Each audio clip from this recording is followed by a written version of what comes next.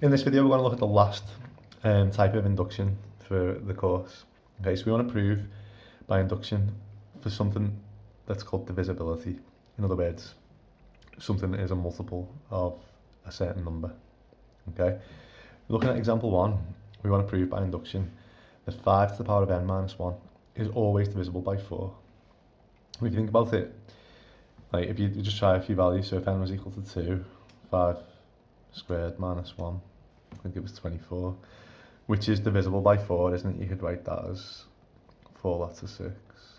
Okay, n equals 3, 5 cubed minus 1 would give us 125 minus 1, 124,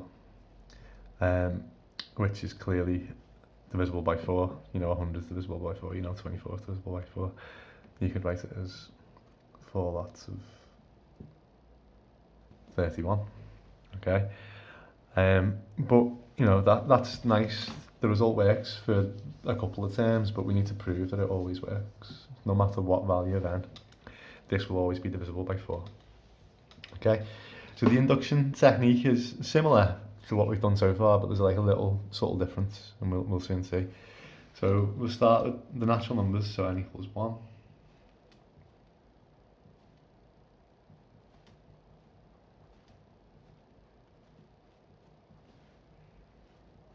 Okay, so we know it's true for the first term. Now the key here is this assumption.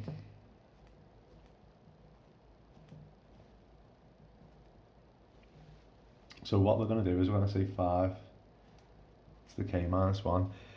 If we're assuming it's divisible by 4, then let's just write it as 4 lots of... maybe let's not use n because there's already an n in the question. Let's write it as 4 lots of m. Okay, so I'm just going to assume that this expression for any term in the sequence is a multiple of 4. Okay, so then if we let n equal k plus 1, we're aiming to show that the next term in the sequence will also be divisible by 4. Okay, but also remember we want to use this assumption somehow. You always, in proof by induction, you assume it works and then think of a way of using that assumption. Okay, so 5 to the k plus 1 minus 1. We need some way of writing it in terms of this. Now look at what we've got, and we know something about this.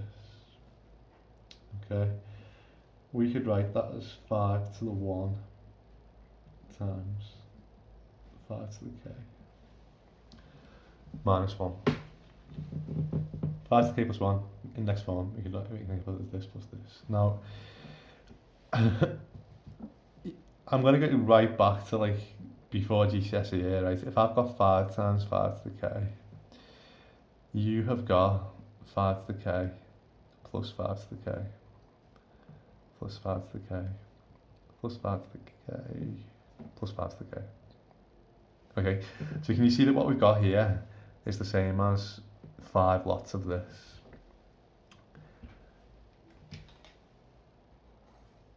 Which is the same as 5 to the k plus 4 lots of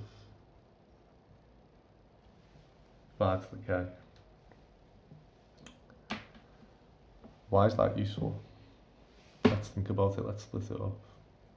So instead of writing it as 5 lots of 5 to the k, we can write it as 4 lots of 5 to the k plus 1 lot of 5 to the k minus 1.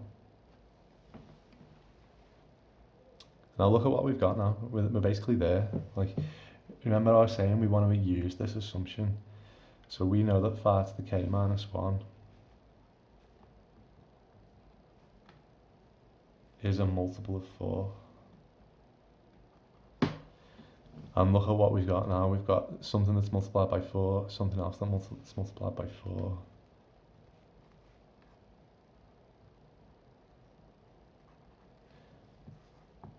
So clearly the next term in the sequence is 4 lots of something, which is clearly a multiple of 4, isn't it? Okay, we're done. That's the proof. Like, if we can write it as 4 times something, we know that the next term in the sequence is a multiple of 4.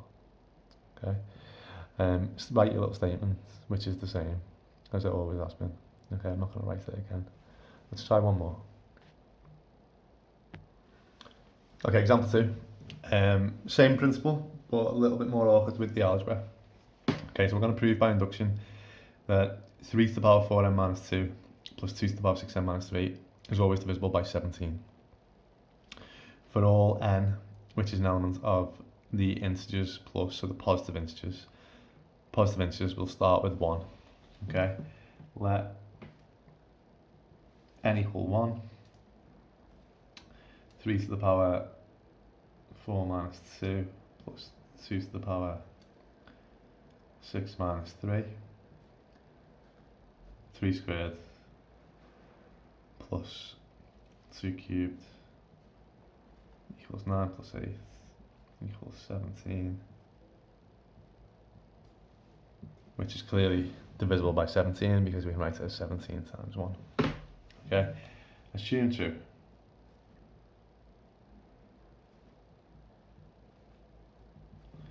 For n equals k. So we've got 3 to the power 4, k minus 2 plus 2 to the power 6, k minus 3. If I want to assume it's divisible by 17, I'm just going to write it as 17 lots of a certain number. Doesn't matter what that number is, it's just 17 lots of a number. Okay. Now if we let n equal k plus 1, we're going to get 3 to the power 4k plus 1 minus 2 plus 2 to the power 6k plus 1 minus 3, which would be 3 to the power 4k plus 4 minus 2, so minus 2 plus 2 times 6 to the power k plus 6 minus 3, so plus 3. Okay, we've got to be confident with our index form now, because we're aiming to somehow use this. Okay, and that should be plus 2. Sorry guys, plus 4 minus 2, so that should be plus 2. That should be plus 2. But we're aiming to get in this form here so that we can use this. Now if you think about it, if we wanted to write this as 3 to the power 4k minus 2, we would have to multiply that by 3 to the power 4. Can you see that there that we've got is the same as this times this? I want to be using this form here, because that's what my assumption that I need to use. At the moment I've got 4k plus 2, so if I think about it as 4k minus 2 times 3 to the power 4, if I added those together, it'd be back where I started. Similar for this one, I need to be thinking about it as 2k minus 3. So we could multiply that by 2 to the power 6. If I multiply those back together, I add the powers. It's back in this form, isn't it? Okay. So split it up, which allows you to use this assumption. And then we've got 3 to the power 4, which is 81, times 3 to the 4k minus 2, plus 2 to the power 6, 2, 4, 8, 16, 32, 64.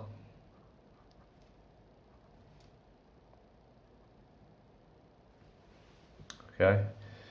Now there's a couple of ways we can proceed. We could rearrange this one and sub into the other. But I think if we if we take a factor of 64 out of both of these. Okay. So if we've got 64 lots of 3 to the 4k minus 2 plus 2 to the 6k minus 3. You might be thinking, what do you mean, Josh? You can't take a factor of 64 out, and maybe I've phrased that slightly incorrectly. Like, look at this one here.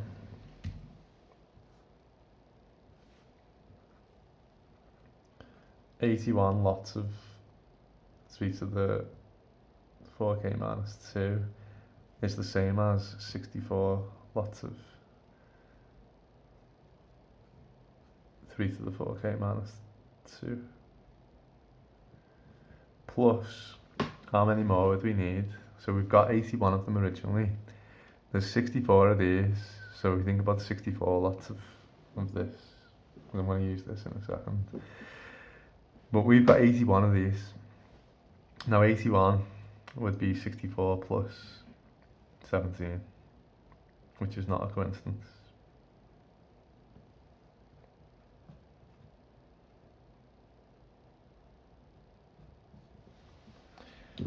Okay, so you got to think about 81 of those as 64 plus 17 of those.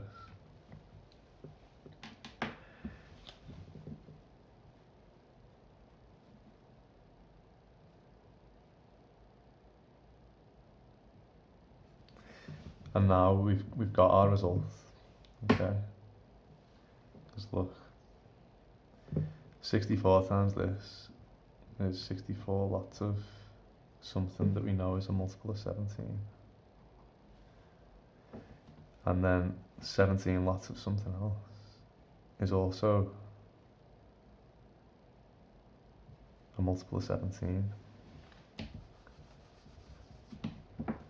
So we could write that as 17 lots of 64m plus 3 to the 4k minus 2.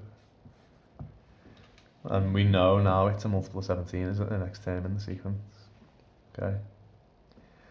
So we've done, like, we just need to write our final statement. I think maybe I'll go back and just and show you like an algebraic version of doing this, because you'll see when we do a couple of exam questions that sometimes this step here, it's quite difficult to think of that on your own, isn't it? Some of the exam questions we'll see it splits that step up for us, and it's like that's the first part, and then we can use that in the next part. Let me maybe just show you a slightly different way of thinking about it.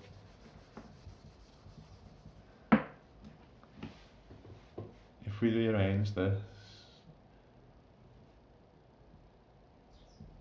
3 to the 4k minus 2 is 17m minus, no, let me rearrange the other one. 2 to the 6k minus 3 would equal 17m minus 3 to the 4k minus 2. So we could write this as 81 times 3 to the 4k minus 2 plus 64 lots of 17m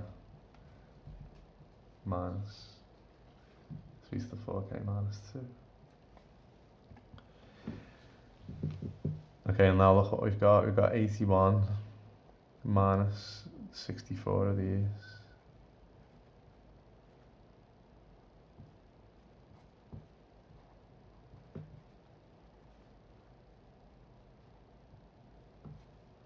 And then we've got 64 times 17m. I'm not even going to multiply them together, because remember I'm looking for a multiple of 17, so I'm going to leave that 17 there. Now when you do this, 81 minus 64, that leaves you with 17 lots of 3 to the 4k minus 2 plus 64 times 17m. So if you prefer the rearranging and subbing in technique, you still get a multiple of 17.